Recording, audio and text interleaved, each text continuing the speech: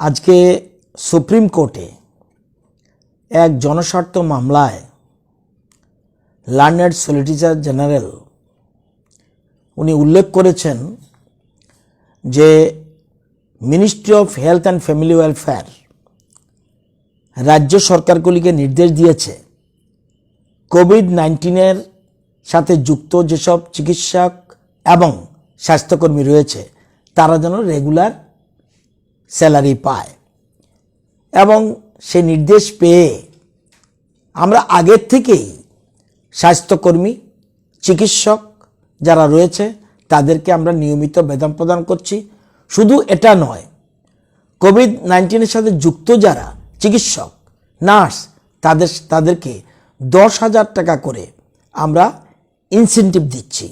এছাড়াও যারা আশাকর্মী আছে তাদেরকে অনারেরিয়াম 1,000 টাকা প্রতি মাসে দিচ্ছি। কিন্তু আজকে যখন শুনানিকালে আমাদের সলিসিটর জেনারেল উনি উল্লেখ করেছেন যে 5 স্টেটস ত্রিপুরা সহ 5টি রাজ্য সরকার তারা হেলথ ওয়ার্কারদের এবং চিকিৎসকদের রেগুলার স্যালারি দিচ্ছে না। এই যে বক্তব্যটা এটা সঠিক নয়। কোথাও একটা কমিউনিকেশন গ্যাপের কারণে মিসকমিউনিকেশনের কারণে এটা হয়েছে বলে আমি মনে করি। শুধু এটা নয়, যেসব চিকিৎসক বা স্বাস্থ্যকর্মী যারা কোয়ারেন্টাইনে যাচ্ছে তাদেরকে নাকি ত্রিপুরা সরকার যে টাইমটাকে কোয়ারেন্টাইন দেখানো হয়েছে এটা নাকি আমরা ছুটি হিসাবে দেখাচ্ছি। এটা সম্পূর্ণ অসত্য, এটা মোটেই সত্য নয়। আমরা রেগুলার স্বাস্থ্যকর্মী চিকিৎসক এবং যারাই আছেন নার্স ডাক্তার আশাকর্মী সিএইচও এএনএম এমপিডব্লিউ তারা যথারীতি স্যালারি ইনসেন্টিভ অনারিয়াম সব কিছু পাচ্ছে।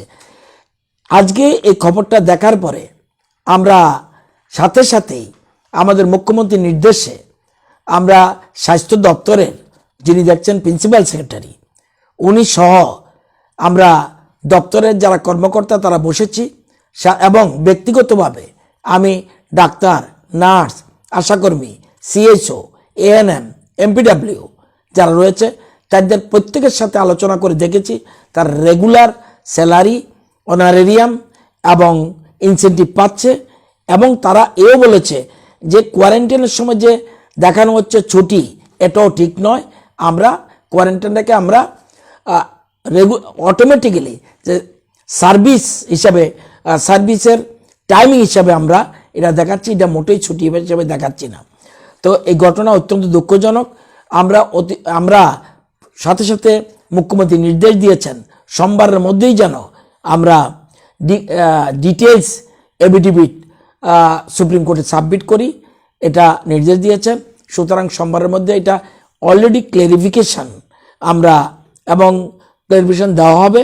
সুতরাং এই যে খবর সলিসিটর জেনারেল যে বক্তব্য রেখেছেন এটা কোথাও কমিউনিকেশন গ্যাপের কারণে রেখেছেন।